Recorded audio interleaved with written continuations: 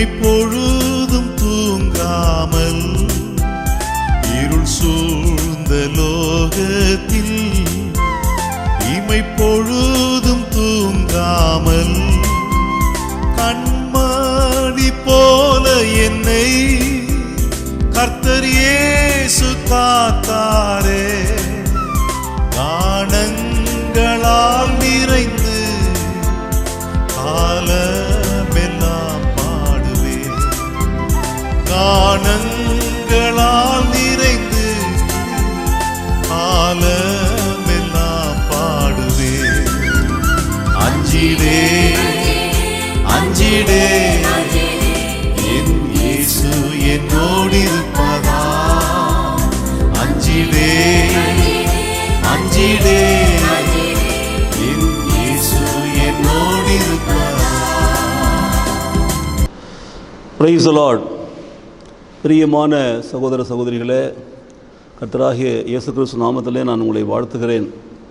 தேவனுடைய கிருபையை நினைத்து, தேவன் நமக்கு பாராட்டின தயவுகளை நினைத்து, தேவன் கூட கொடுத்திருக்கிற நாட்களை நினைத்து கர்த்தரை துதிக்கிற பிள்ளைகளாக இருப்போம். பிரியமானவர்களே, நாம் வாழ்க்கையில் என்ன நன்மைகளை பெற்றுக்கொண்டாலும் ஆண்டவருக்கு நன்றி சொல்கிற பிள்ளைகளாக இருக்கணும். ஒரு புறத்தில் நன்றி சொல்வது, மறுபுறத்தில் கர்த்தரை கனப்படுத்துதல், கர்த்தரை துதித்து அவர் நாமத்தை உயர்த்துதல், இது நமக்கு மிகவும் அவசியமான ஒரு காரியம். இன்றைக்கு அநேக கிறிஸ்தவர்கள் இப்படிப்பட்ட காரியங்களில் ஈடுபடுவது கிடையாது, நேரம் கிடையாது அவங்களுக்கெல்லாம். ஆனால் நம்மை ஆசீர்வதித்த தேவனுக்கு, நம்மை ஆசீர்வதித்து கொண்டிருக்கிற தேவனுக்கு நாம் ஸ்தோத்திர பலிகளை ஏறெடுக்கிறோமா? நன்றி பலிகளை ஏறெடுக்கிறோமா? தொழுது கொள்ளுகிறோமா? கனப்படுத்துகிறோமா? மேன்மைப்படுத்துகிறோமா? உயர்த்துகிறோமா? சிந்தித்து பாருங்கள். கர்த்தர் நம்முடைய வாழ்க்கையில் ஒரு மாதத்தை கூட கொடுத்திருக்கிறார். ஆம் பிரியமானவர்களே, இந்த 2024 ஆண்டு தொடங்கி 7 மாதங்களை முடித்து நாம் 8வது மாதத்தில் அடி எடுத்து வைக்கிறோம். ஆகஸ்ட் மாதத்தில் 1 தேதி அன்று நான் உங்களை சந்திப்பதில் மகிழ்ச்சி அடைகிறேன். இன்றைக்கும் தேவனுடைய வார்த்தைகளை தியானிக்கும்படி ஆண்டவர் நமக்கு கொடுத்த தேவனுடைய வசனத்தை தியானிப்போம். இந்த ஆகஸ்ட் மாதத்திற்கென்று ஆண்டவருடைய பாதத்திலே அமர்ந்து நாம் தியானிக்கிற பொழுது ஆண்டவர் வெளிப்படுத்தின ஒரு வசனம் தான், எல்லாருக்கும் தெரிந்த ஒரு வசனம் தான். எரேமியா தீர்க்கதரிசி புத்தகத்தில் 33ஆம் அதிகாரத்தில் 3வது வசனம், என்னை நோக்கி கூப்பிடு, அப்பொழுது நான் உனக்கு உத்தரவு கொடுத்து நீ அறியாததும் உனக்கு எட்டாததுமான பெரிய காரியங்களை உனக்கு அறிவிப்பேன். என்னை நோக்கி கூப்பிடு, நிபந்தனை அதுதான். தேவனை நோக்கி கூப்பிட வேண்டும். தேவனை நோக்கி கூப்பிட்டா தேவன் நமக்கு பதில் கொடுக்கிறார். அதுதான் உத்தரவு கொடுக்குறேன்னு சொல்கிறார். உத்தரவு கொடுத்து என்னை நோக்கி கூப்பிடு, அப்பொழுது நான் உனக்கு உத்தரவு கொடுக்குறேன். I give you permission, I give you an authority over anything and everything. I answer your prayer. I am with you. Everything is because of me only என்பதை நீ விசுவாசிக்கும்படி உனக்கு உத்தரவு கொடுத்து நீ அறியாததும் உனக்கு எட்டாததுமான பெரிய காரியங்களை உனக்கு அறிவிப்பேன். இப்பொழுது இந்த 8வது மாதத்தில் ஆண்டவர் கொடுக்குற அந்த வாக்குத்தத்தம் என்ன? அவரை நோக்கி நாம் கூப்பிட வேண்டும். we have to seek him first. அதான் நாம் பார்த்தோம். கர்த்தரை தேட வேண்டும். we have to call upon him.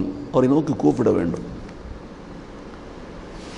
இந்த கூப்பிடுதல் தேவைக்காக மாத்திரமல்ல, அவரை உயர்த்தவும் அவரை கனப்படுத்தவும் கூப்பிட வேண்டும்.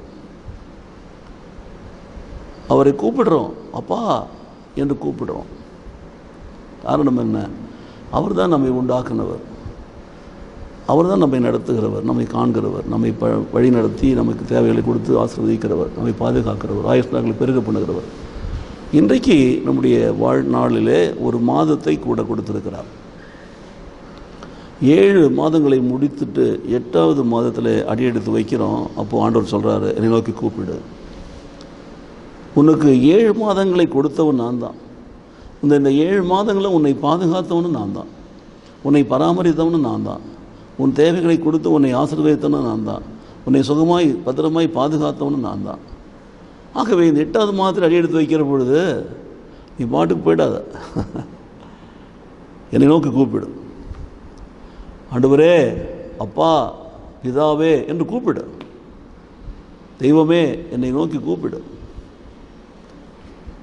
அப்போது எல்லாவற்றிலும் தேவைகளுக்காகவும் தேவையில்லை மற்ற காரியங்களுக்காகவும் நாளுக்காக கூட கொடுத்ததற்காக மாதத்திற்காக எல்லாவற்றுக்கும் சுகத்திற்காக பலத்திற்காக மாத்திரமல்ல, இன்னும் பெற்றுக்கொள்ள வேண்டிய எல்லாவற்றுக்கும் மீதமுள்ள வாழ்நாட்களிலே நாம் எப்படி வாழ வேண்டும் நடக்க வேண்டும் என்பதை நாம் கற்றுக் கொடுக்கும்படியாக கூட கரம் பிடிக்கும்படியாக காலமெல்லாம் வழித்துணையை வரும்படியாக எபினேசராக இருந்தவர் தொடர்ந்து நம்மை கரம் பிடிக்கும்படியாக என்னை நோக்கி கூப்பிடு. பார்த்தீங்களா, அது மிக முக்கியம். ஆம் பிரியமான சகோதர சகோதரிகளே, இந்த நாளில் மாதத்தில் முதல் நாளில் இந்த சத்தியத்தை நாம் அறிந்து கொள்வோம். அடுத்தது அதை நாம் அறிந்து கொள்ளுகிற பொழுது ஒரு காரியத்தை மாத்திரம் நாம் புரிந்து கொள்வோம். இந்த மாதத்திலும் அவர் நம்மை நடத்த வல்லவராக இருக்கிறார், நம்மை போஷிக்க வல்லவராக இருக்கிறார். அப்போது அவரையே நோக்கி பார்க்கணும், அவருக்கே காத்திருக்கணும், அவரிடத்திலிருந்து உத்தரவு எதிர்பார்க்கணும், அவர் கரத்திலிருந்து உணவு எதிர்பார்க்கணும், அவர் கரத்திலிருந்து சுகம் எதிர்பார்க்கணும், அவர் கரத்திலிருந்து பாதுகாப்பு எதிர்பார்க்கணும், அவரை நோக்கி இருக்கணும். கூப்பிடு என்று சொன்னால் அதான், அவரை பார்க்கணும், அவரை கூப்பிடணும், அவரை பார்க்கணும். என்னை நோக்கி கூப்பிடு என்று சொன்னால் என்னை நோக்கி பார், என்னை நோக்கி பார், என்னை பார், என்னை தேடு. ஏனென்றால் நாம் ஆராதிக்கிற தேவன் நம்மை காண்கிறவர், நம்மை காக்கிறவர், நம்மை காண்கிறவர், நம்மை காக்கிறவர். அவரை நோக்கி நாம் கூப்பிட வேண்டும், அவரை நோக்கி நாம் பார்க்க வேண்டும். சரிதானா? புரிந்து கொள்றீங்களா? சரி. அப்போது அப்படி நாம் செய்கிற பொழுது பெரிய காரியங்கள் நமக்கு சொல்லிக் கொடுப்பேன்னு சொல்கிறார். இந்த அதிகாரத்தில் நீங்கள் வாசிங்கன்னா this is a promise of restoration என்று சொல்கிறார்கள். திரும்பவும் நான் உங்களுக்கு கொடுப்பேன், நீங்கள் இழந்து போன தேசத்தை திரும்ப உங்களுக்கு கொடுப்பேன், இழந்து போன க்ஷேமத்தை திரும்ப உங்களுக்கு கொடுப்பேன், இழந்து போன நன்மைகளை திரும்பவும் உங்களுக்கு கொடுப்பேன். அந்த அர்த்தத்தில் தான் எரேமியா இன்னும் காவற்சாலையின் முற்றத்திலே அடைக்கப்பட்டிருக்கையில் கர்த்தருடைய வார்த்தை 2ஆம் தடவை அவனுக்கு உண்டாகிறது. இதை செய்கிற கர்த்தருமாய், இதை திடப்படுத்துகிறவருமாய் இருக்கிற, இதை உருவேற்படுத்துகிற கர்த்தருமாய் இருக்கிற யெகோவா என்னும் நாமம் உள்ளவர் சொல்லுகிறது என்னவென்றால், பார்த்தீங்களா என்ன சொல்கிறாரு? அதான், என்னை நோக்கி கூப்பிடு, அப்பொழுது நான் உனக்கு உத்தரவு கொடுத்து நீ அறியாத உனக்கு எட்டாதமான பெரிய காரியங்களை உனக்கு நான் அறிவிப்பேன். சரிதானா? அப்போது this is the promise of restoration. எல்லாவற்றையும் திரும்ப உனக்கு கொடுக்குறேன், டோன்ட் வரி அபவுட் இட். இன்னும் கொடுப்பேன், டோன்ட் பாதர் அபவுட் இட். ஆகவே கர்த்தர் சொல்கிறாரு, எல்லாவற்றையும் நான் உங்களுக்கு கொடுப்பேன்னு சொல்கிறார். எனக்கு பிரியமான சகோதர சகோதரிகளே, இதோ நான் அவர்களுக்கு ஆரோக்கியமும் சௌக்கியமும் வரப்பண்ணி அவர்களை குணமாக்கி அவர்களுக்கு பரிபூர்ண சமாதானத்தை சத்தியத்தையும் வெளிப்படுத்துவேன்னு சொல்கிறார். சரிதானா? ஆண்டவர் கொடுப்பேன் என்று சொல்கிற காரியம்.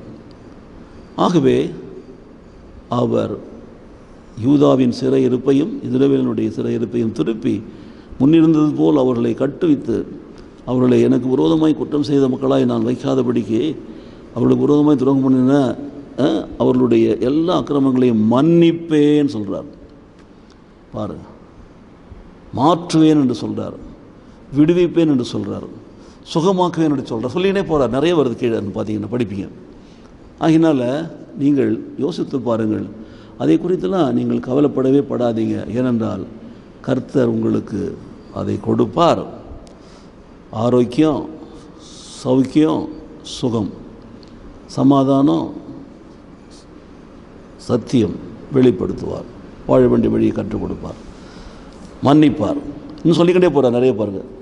ஆகவே கர்த்தர் நம்மை நோக்கி கூப்பிட சொல்லுகிறார். நம்முடைய வாழ்க்கையில் அவரை கூப்பிட வேண்டும். அதுதான் இந்த நாளிலே நாம் முதலாவது செய்ய வேண்டிய காரியம். அப்பொழுது இப்படிப்பட்ட பின்னால் சொல்லப்பட்ட காரியங்களெல்லாம் பெற்றுக்கொள்ள முடியும். எனக்கு பிரியமான சகோதர சகோதரிகளே, ஒரு ரெஃபரன்ஸ் வசனத்தை வாசித்து காட்டுறேன். ஏசாயா 55ஆம் அதிகாரத்தில் 6ஆம் வசனத்தை வாசிக்கிறேன். கர்த்தரை கண்டடையத்தக்க சமயத்திலே அவரை தேடுங்கள், அவர் சமீபமாக இருக்கையிலே அவரை நோக்கி கூப்பிடுங்கள். பார்த்தீங்களா? என்னை நோக்கி கூப்பிடு சொல்லுகிற தேவன் பக்கத்தில் இருக்கிறார். ஆமாம், இங்கே தான் இருக்கிறார். ஆனாலும் கூப்பிட வேண்டும். இப்போது இங்கே என்ன ஏசாயா 55:6 என்ன சொல்கிறாரு? கர்த்தரை கண்டடையத்தக்க சமயத்திலே அவரை தேடுங்கள். wherever, whenever it is possible to see him, to have his presence, அப்போது அவரை நாம் கூப்பிட வேண்டும். கர்த்தரிடத்தில் திரும்பணும், அவரிடத்துல வரணும், தேவனிடத்தில் திரும்பி வரணும். ஏனென்றால் மன்னிக்கிற இடத்துல தயபெருத்தவராக இருக்கிறார். இந்த 55 தான் வாசிக்கலாம் பாருங்க. ஆகவே துன்மார்க்கன் தன் வழியையும் அக்கிரமக்காரன் தன் நினைவுகளையும் விட்டு கர்த்தரிடத்தில் திரும்ப கடவன், அவர் அவன் மேல் மனது உருவார். நம்முடைய தேவனிடத்திலே திரும்ப கடவன், அவர் மன்னிக்கிறதுக்கு தயவு பெருத்தவர். அவர் சொல்கிறாரு, என் நினைவுகள் உங்கள் நினைவுகள் அல்ல, உங்கள் வழிகள் என் வழிகளும் அல்ல என்று கர்த்தர் சொல்லுகிறார். பூமியை பார்க்கலும் வானங்கள் எப்படி உயர்ந்திருக்கிறதோ அப்படியே உங்கள் வழிகளை பார்க்க என் வழிகளும், உங்கள் நினைவுகளை பார்க்கலும் என் நினைவுகளும் உயர்ந்திருக்கிறது. மாரியும் உறைந்த மழையும் வானத்திலிருந்து இறங்கி அவ்விடத்திலிருந்து திரும்ப சேராமல் பூமியை நனைத்து விதைக்கிறவனுக்கு விதையையும் புசிக்கிறவனுக்கு ஆகாரத்தையும் எப்படி கொடுக்கிறதோ அதுபோல எப்படியோ அப்படியே என் வாயிலிருந்து புறப்படும் வசனமும் இருக்கும். அது வெறுமையாக என்னிடத்தில் திரும்பாது. அது நான் திரும்புகிறதை செய்து நான் அதை அனுப்பின காரியத்தை உங்களுக்கு வாய்க்கப்படும். ஆகவே நீங்கள் மகிழ்ச்சியாய் புறப்பட்டு சமாதானமாய் கொண்டு போகப்படுவீர்கள். பார்த்தீங்களா, தேவனுடைய ஆசீர்வாதம் அதுதான். ஆகவே இதில் ஃபுல்லாக வாசித்து பார்த்தீங்கன்னா அந்த அதிகாரத்தில் 13 வசனங்களையும் அந்த ஆசீர்வாதங்களை பெற்றுக்கொள்ள முடியும்.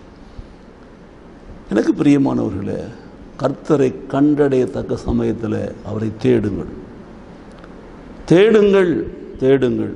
Seek him first. அவர் சமீபமாக இருக்கையிலே அவரை நோக்கி கூப்பிடுங்கள். இதைத்தான் ஆண்டவராக இயேசு கிறிஸ்து புதிய ஏற்பாட்டில் சொல்லிட்டு போனார்.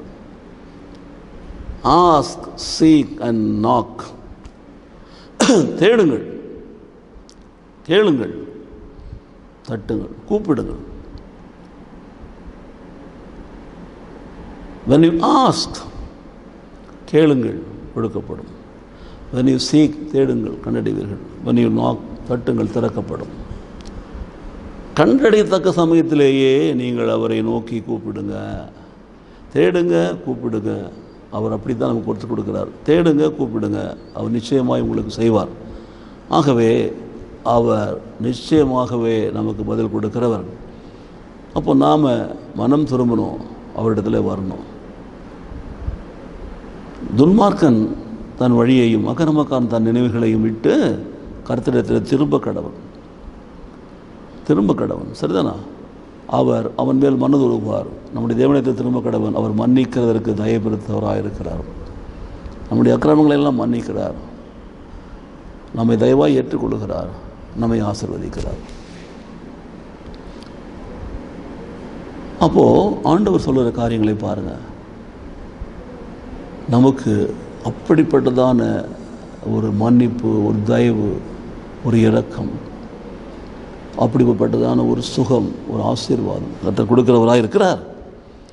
ஆகவே அவரை கண்டடையத்தக்க நேரத்தில் அவரை தேடுங்க, அவரை நீங்கள் காண்பீர்கள் என்று சொல்லப்பட்டிருக்கிறது. அப்போது தேவனுடைய வார்த்தையை பாருங்கள். அப்படிப்பட்ட காரியங்களை கர்த்தர் செய்ய வல்லவர். எருசலேம் சுவிசேஷ சபைக்கென்று அவர் கொடுத்த ஒரு வாக்குத்தத்தம், இதுதான் சபைக்கு கொடுத்த ஒரு வாக்குத்தத்தம். இன்றைய வரை, இதோ நீ அறியாதிருந்த ஜாதியை வரவழைப்பாய், உன்னை அறியாது இருக்கிற ஜாதி உன் தேவனாய் கர்த்தர் நிமித்தமும் இஸ்ரவேலின் பரிசுத்த நிமித்தம் உன்னிடத்திலே ஓடி வரும், அவர் உன்னை மேன்மைப்படுத்தி இருக்கிறார். இதைத்தான் நான் சொல்லி செபிப்பது உண்டு. நானும் என்னுடைய மனைவியும் இந்த இடத்துல எருசலேம் தோட்டத்தில் ஆலயம் கட்ட வேண்டும் என்று திட்டமிட்டவர்களாக நாங்கள் வந்து ஜெபித்து கொண்டிருந்த பொழுது இந்த இடம் முழுவதும் காலியாக இருந்தது, மரம் செடிக்குள் மாத்திரம் இருந்தது. ஒரு இடத்துல அமர்ந்து நாங்கள் ஜெபிக்கிற பொழுது ஆண்டவர் எங்களுக்கு கொடுத்த அதுதான் வாக்குத்தத்தம். அறியாதிருந்த ஜாதியை வரவழைப்பாய், உன்னை அறியாதிருக்கிற ஜாதி உன் தேவனாய் கர்த்தர் நிமித்தம் உன்னிடத்தில் வரும், அவர் உன்னை மேன்மைப்படுத்தி இருக்கிறார் என்று சொன்னார். அப்போது அவரை கண்டடையத்தக்க சமயத்திலே நாம் அவரை தேட வேண்டும். அவர் சமீபமாக இருக்கும்பொழுது அவரை நாம் என்ன நோக்கி கூப்பிட வேண்டும். அவர் நம்ம ஜபங்களுக்கு பதில் கொடுத்து நம்மை ஆசீர்வதிப்பார். இன்னொரு வசனத்தை கூட நம்ம வாசிக்கிறோம் பாருங்கள். எரேமியா தீர்க்கதரிசி புஸ்தகத்தில் நாம் ஒரு வசனத்தை வாசிக்கலாம். உங்களுக்கு எல்லாருக்கும் தெரிஞ்ச ஒரு வசனம் தான். 29ஆம் அதிகாரத்தில் நாம் வாசிக்கிற வசனம், நாம் அறிந்த வசனம் 11, அதை அடுத்த வசனம் அறியாமல் இருக்கணும், அதை இன்றைக்கு அறிந்து கொள்ள போகிறோம் 12. சரிதானே? 11 சொல்லுகிறது, நீங்கள் எதிர்பார்க்கும் முடிவை உங்களுக்கு கொடுக்கும்படிக்கு நான் உங்கள் மேல் நினைத்திருக்கிற நினைவுகளை அறிவேன் என்று கர்த்தர் சொல்லுகிறார். அவைகள் தீமைக்கல்ல சமாதானத்துக்கு ஏதுவான நினைவுகளே. அங்கே 55:6 அப்புறம் சொன்னார் 7:8 என் நினைவுகள் உங்கள் நினைவுகள் அல்ல, உங்கள் நினைவுகள் எங்கள் நினைவுகள் அல்ல, என் வழிகள் உங்கள் வழிகள்னு சொன்னார். பார்த்தீங்களா? அதே தேவன் இங்கே சொல்கிறார் பாருங்கள், மிக அழகாக சொல்கிறாரு, நீங்கள் எதிர்பார்த்திருக்கும் முடிவை உங்களுக்கு கொடுக்கும்படிக்கு நான் உங்கள் வேலை வைத்திருக்கிற நினைவுகளை அறிவேன் என்று கர்த்தர் சொல்லுகிற அவைகள் தீமைக்கல்ல சமாதானத்துக்கு ஏதுவானது. அடுத்த வசனம் தான் இந்த வசனம் 29 12 வாசிக்கிறோம். அப்பொழுது நீங்கள் கூடி வந்து என்னை தொழுது கொண்டு என்னை நோக்கி விண்ணப்பம் பண்ணுவீர்கள், நான் உங்களுக்கு செவி கொடுப்பேன். என்னை நோக்கி நீங்கள் கூப்பிடுவீர்கள், நான் உங்களுக்கு செவி கொடுப்பேன். என்னை நோக்கி கூப்பிடு, நீ அறியாததும் உனக்கு எட்டாததுமான பெரிய காரியங்களை உனக்கு அறிவிப்பேன். என்னை நோக்கி கூப்பிடு, அப்பொழுது நான் உனக்கு உத்தரவு கொடுப்பேன். பார்த்தீங்களா? அப்போ இந்த வசனம் என்ன சொல்லுகிறது பாருங்கள், நீங்கள் கூடி வந்து என்னை தொழுது கொண்டு என்னை நோக்கி விண்ணப்பம் பண்ணுவீர்கள், நான் உங்களுக்கு செவி கொடுப்பேன். தேவனை தேடணும். இன்றைக்கு நம்ம தேவனை தேடலை. நம்ம வாழ்க்கையில் ஒரு குறைவு வருகிறது என்று பாருங்கள். நிறைய பேரை நான் பார்த்துட்டேன், ஒரு குறை வருகிற பொழுது தேவனை தேட மாட்டேங்கிறாங்க. முதல்ல முறைக்கிறது தேவன்கிட்ட தான். நான் ஆலயத்துக்கு போக மாட்டேன், நான் ஜெபத்துக்கு வர மாட்டேன், நான் ஜெபம் பண்ண மாட்டேன். ஏன்? ஆண்டவர் நீங்கள் என்ன சாப்பிட்ற சாப்பாட்டில் உப்பள்ளி போட்டாரோ அல்லது சாப்பிடாத வழியாக தண்ணி எடுத்து ஊற்றிட்டாரோ யோசிச்சு பாருங்கள். ஆண்டவரால் தானே பழிச்சிருக்கிறீங்க, ஆண்டவர் தானே உங்களை போஷிக்கிறாரு, அவரை தான் அறிஞ்சிங்க, ரட்சிக்கத்துக்குள்ளே வந்தீங்க, ஏற்றுக்கொண்டீங்க. இன்றைக்கி ஏதோ ஒரு பிரச்சனை வந்த உடனே அங்கே போக மாட்டேன் அப்படின்னா எங்கே போவீங்க? கர்த்தரை தேடுங்கள், கண்டடையத்தக்க சமயத்தில் தேடுங்கள், அவர் சமீபமாக இருக்கையில் தேடுங்கள். ஒரு பிரச்சனை வருகிறது என்று சொன்னால் கர்த்தர் சமீபமாக இருக்கிறார் என்று அறிந்து கொள்ளுங்கள். If any problem comes to your life, don't forget to think that God is with you. அதுதான் மிக முக்கியம். பாருங்கள், நான் உன்னோடு கூட இருந்து உன்னை தப்புவித்து உன்னை கனப்படுத்துவேன், உன்னை மீட்டுக்கொள்வேன், உன்னை பாதுகாப்பேன், உன்னை உயர்த்துவேன், நான் உன்னோடு கூட இருப்பேன். அதுதான் வாக்குத்தத்தமே. ஆனால் நம்ம என்ன பண்ணுறோம்? அவர் மாத்திரம் தேடுறதில்லை. மாமி, மச்சான், அத்தை, சித்தி இதெல்லாத்தையும் தேடுவோம். பிரயோஜனம் என்ன? யோசித்து பாருங்கள். ஆகவே நீங்கள் கூடி வந்து என்னை தொழுது கொண்டு என்னை நோக்கி விண்ணப்பம் பண்ணுவீர்கள், நான் உங்களுக்கு செவி கொடுப்பேன். உங்கள் முழு இருதயத்தோடும் என்னை தேடுவீர்கள் என்று சொன்னால் என்னை தேடுகையிலே கண்டுபிடிப்பீர்கள், நான் உங்களுக்கு காணப்படும் என்று கர்த்தர் சொல்லுகிறார். ஏன்? நான் உங்கள் சிறையிருப்பை திருப்பி உங்களை துரத்திவிட்ட எல்லா ஜாதிகளிலும் எல்லா இடங்களிலும் இருந்து உங்களை சேர்த்து நான் உங்களை விலக்கியிருந்த ஸ்தலத்துக்கே உங்களை திரும்பி வர பண்ணுவேன். That is restoration, promise of restoration. பார்த்தீங்களா? நான் சொன்னேன்ல, எரேமியா 33:3 அதே தான், ப்ராமிஸ் ஆஃப் ரெஸ்டோரேஷன். எனக்கு பிரியமான சகோதர சகோதரிகளே, அவர் அப்படிப்பட்ட ஒரு தேவனாக இருக்கிறார், திரும்ப வர பண்ணுவார். ஆகவே அவருடைய வாக்குத்தத்தங்கள் ஒரு நாளும் பொய்க்காது. அது நிச்சயமாகவே நடக்கும் என்பதை மறந்து விடாதீர்கள். 3 காரியங்களை சொல்லியிருக்கிற எரேமியா 33:3 சொன்னேன், ஏசாயா 55:6 சொன்னேன், எரேமியா 29:12 சொன்னேன். இது சொல்லுகிற பொழுதெல்லாம் முன்னும் பின்னும் வாசித்து உங்களுக்கு சொல்லியிருக்கிறேன். வீட்டில் நீங்கள் படிக்கும்போது கூட எரேமியா 33:3 வாசிக்கிறது 1லேருந்து ஒரு 7-8 வசனத்தை வாசித்து பாருங்கள். அப்படி தான் முன்னும் பின்னும் வாசிக்கணும்.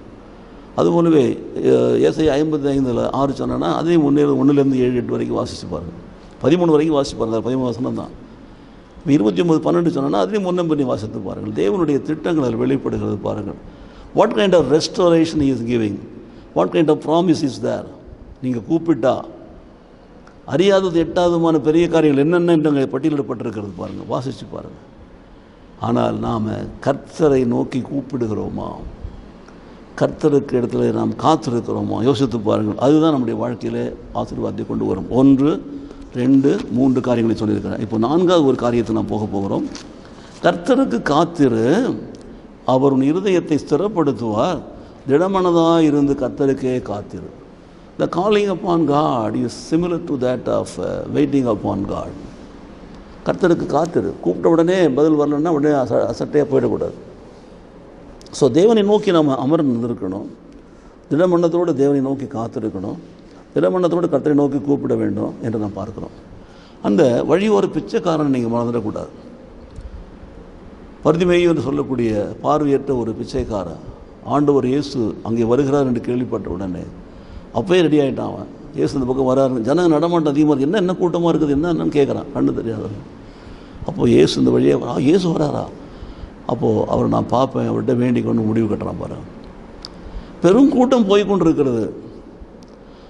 பட்டணத்துக்குள்ளே பிரவேசிக்கிற இடம் வாசற்படியில் உட்காந்து பிச்சை எடுத்துட்டுருக்கிறான். இயேசு வராருன்னு உடனே பெரிய ஏதாவது காரியம் நடக்கும்னு எதிர்பார்க்குறான் பாருங்கள். நீ அறியாதது உனக்கு எட்டாவது மாதிரி பெரிய கண் உனக்கு அறிவிப்பேன்னு சொல்லியிருக்காருல்ல, என்னை நோக்கி கூப்பிடுன்னு சொன்னார்.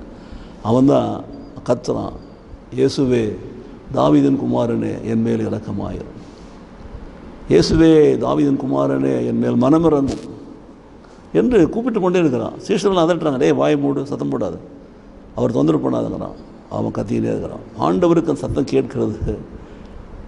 அவனை கூட்டி கொண்டு வாருங்களை சொல்கிறாரு பாருங்க. அவன் துப்பட்டாலாம் தூக்கி போட்டுட்டு எழுந்து அவர் பின்னால் போகிறான். ஆண்டவர் இயேசுவை பார்க்குறான். நான் உனக்கு என்ன செய்ய வேண்டும் என்று கேட்கிறார். நான் பார்வையை அடைய வேண்டும் என்று சொன்னான். அவன் எடுத்துகிட்டு இருந்தது பிச்சை தான். ஏதோ கொஞ்சம் கிடைச்சா அன்னன்னைக்கு பொழுப்புக்கு சாப்பாட்டுக்கு இருந்தால் போகுன்ட்டு. ஆனால் அவன் அறியாததும் எட்டாவதுமான பெரிய காரியங்களை ஆண்டவர் செய்கிறார். அவனுக்கு கண் பார்வையை கொடுக்குறார். எனக்கு பிரியமானவர்களே, நீங்கள் எதிர்பார்ப்பதற்கும் மேலா நீங்கள் அறியாதது உனக்கு எட்டாவதுமான பெரிய காரியங்களை செய்வேன்னு சொல்கிறார்ல. எப்படிப்பட்ட காரியம் பார்த்தீங்களா?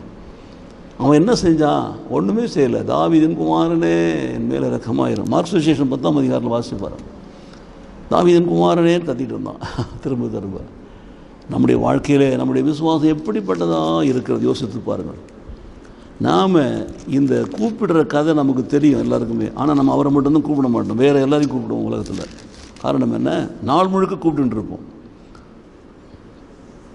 தேவனுடைய வார்த்தையை நம்புகிறவளாக இருந்தால் நம்ம என்ன பண்ணணும்? தேவனை நோக்கி தான் கூப்பிட வேண்டும். இப்போ தேவனை நோக்கி நம்ம கூப்பிடலன்னு சொல்லி சொன்னால் நான் பெற்றுக்கொள்ள போகிறதே இல்லை. எனக்கு பிரியமானவர்களே, இதை நாம் எங்கே வாசிக்கிறோம் என்று நான் பார்க்கிறேன். மார்க்ஸ் விசேஷம் 10ஆம் அதிகாரத்தில் நாம் வாசிக்கிறதை கவனிப்போம். பின்பு அவர்கள் எரிகோவுக்கு வந்தார்கள். அவரும் அவருடைய சீஷர்களும் திரளான ஜனங்களும் எரிகோவை விட்டு புறப்படுகிற பொழுது திமேயுவின் மகனாகிய பர்திமேயு என்கிற ஒரு குருடன் வழியருகே உட்கார்ந்து பிச்சை கேட்டு கொண்டிருந்தான். அவன் நாசரேனாக இயேசு வருகிறார் என்று கேள்விப்பட்டு, இயேசுவே தாவீதின் குமாரனே எனக்கு இறங்கும் என்று கூப்பிடத் தொடங்கினான். என்னை நோக்கி கூப்பிடு. அவன் பேசாதிருக்கும்படி அநேகர் அவனை அதட்டினார்கள். அவனோ தாவீதின் குமாரனே எனக்கு இறங்கும் என்று முன்னிலும் அதிகமாய் கூப்பிட்டான். கூப்பிட்டதுன்னு சத்தத்தை அதிகப்படுத்திட்டான். பார்த்தீங்களா? கூப்பிட்டான், இன்னும் அதிகமாக வேகமாக கூப்பிட்றான். முன்னிலும் அதிகமாக கூப்பிட்டான். இயேசு நின்று அவனை அழைத்து வர சொன்னார்.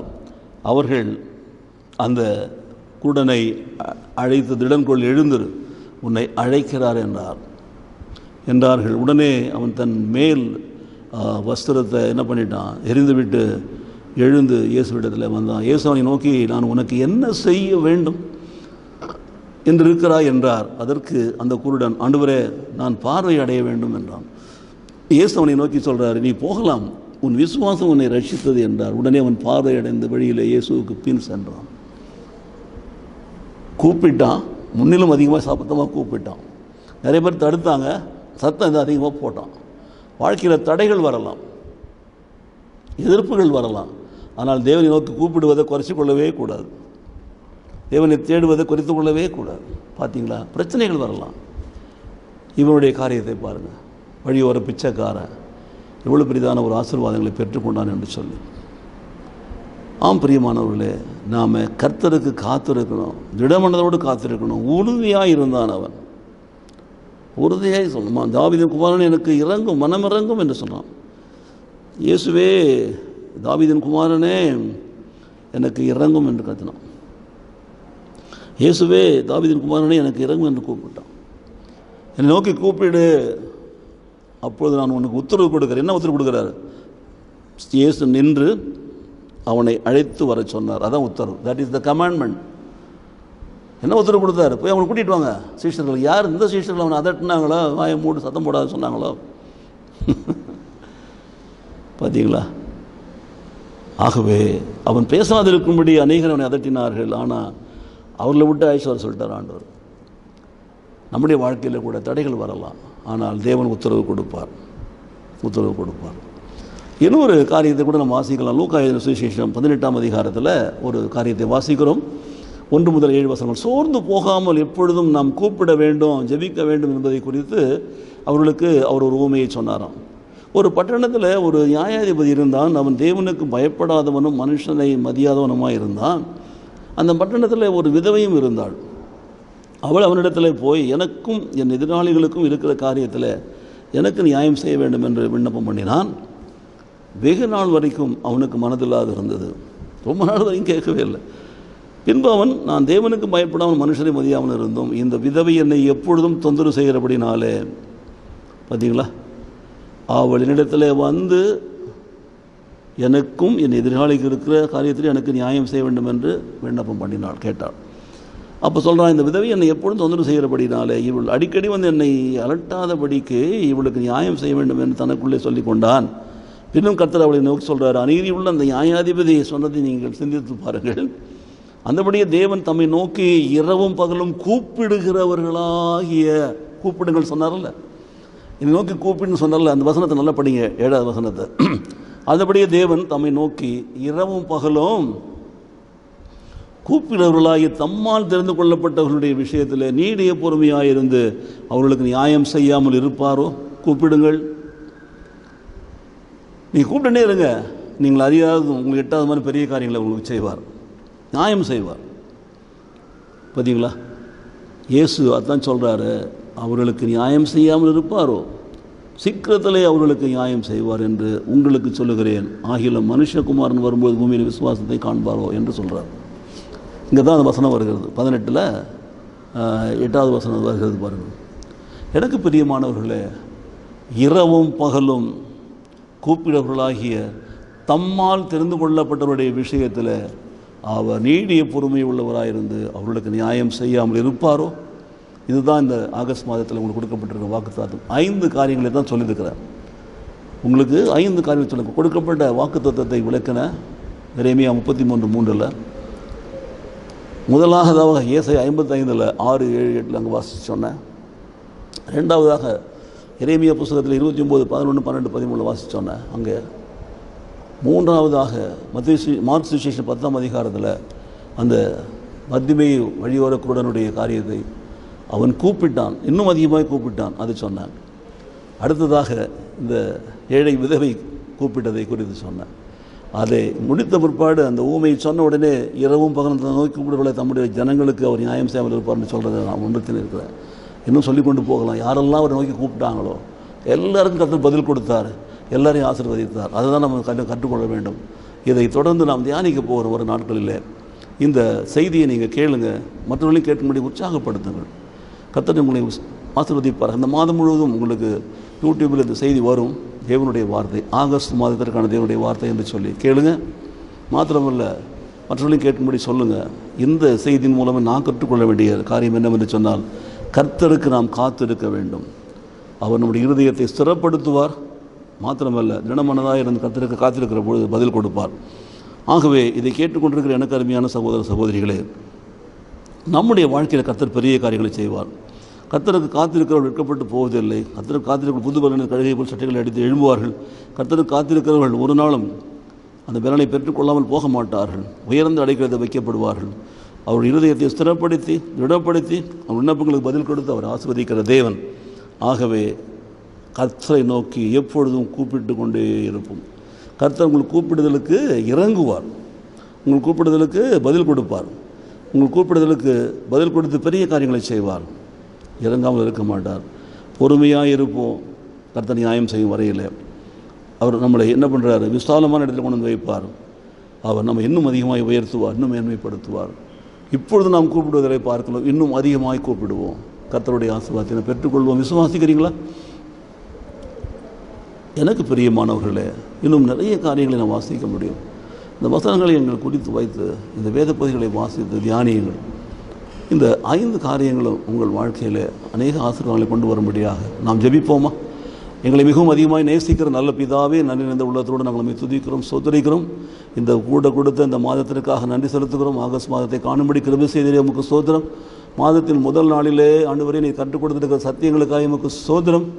ஆண்டவரே, இந்த 5 வேத பகுதிகளை நாங்கள் அனைவரும் வாசித்து தியானித்து ஆண்டவரே நாங்களும் கர்த்தருக்கு காத்திருக்கிற பிள்ளைகளாய், கர்த்தரை நோக்கி கூப்பிடுகிற பிள்ளைகளாய், கர்த்தரையே அதிக சத்தமிட்டு கூப்பிடுகிற பிள்ளைகளாய் நாங்கள் ஆண்டவரை நடக்க எங்களுக்கு கிருபை செய்யும். எல்லாவற்றையும் கேட்டு நாங்கள் பெற்றுக்கொள்ளும், விசுவாசித்து பெற்றுக்கொள்ளும். கர்த்தர் எங்களை நடத்தும். இந்த நாமத்தை மகிமைப்படுத்தும்படியே கர்த்தர் எங்கள் வாழ்க்கையில் நியாயம் செய்து நன்மைகளால் நிரப்பி எங்களை பலப்படுத்தி உயர்த்தும். இயேசு கிறிஸ்து நாமத்திலே பிதாவே, ஆமேன், ஆமேன்.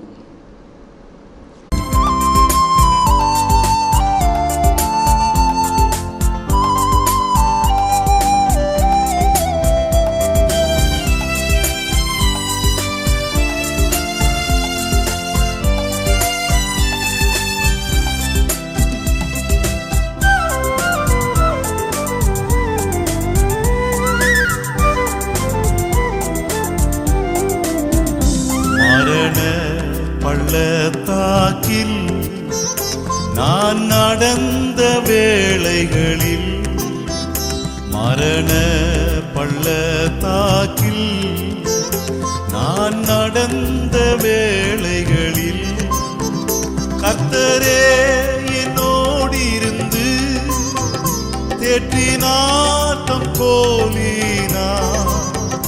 பாத்திரம் நிரம்பி வழிய ஆவியால் அபிஷேகித்தார். பாத்திரம் நிரம்பி வழிய ஆவியால் அபிஷேகித்தார். அஞ்சிடே அஞ்சிடே என் இயேசு என்னோடு இருப்பதால்.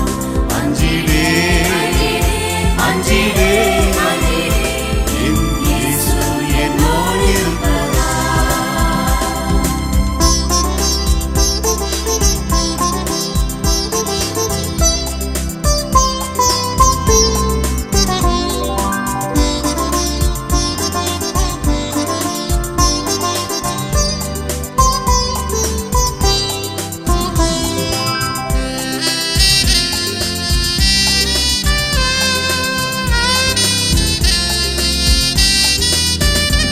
அலைகள் படகின் மேல் மோதியே ஆழ்த்தினாலும், அலைகள் படகின் மேல் மோதியே ஆழ்த்தினாலும், கடல் மேல் நடந்து வந்து கர்த்தரே என்னை தூக்கினார்.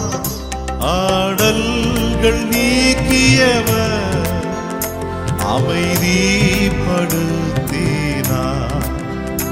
ஆடல்கள் நீக்கியவர் அமைதிப்படுத்தினார். அஞ்சிடே அஞ்சிடே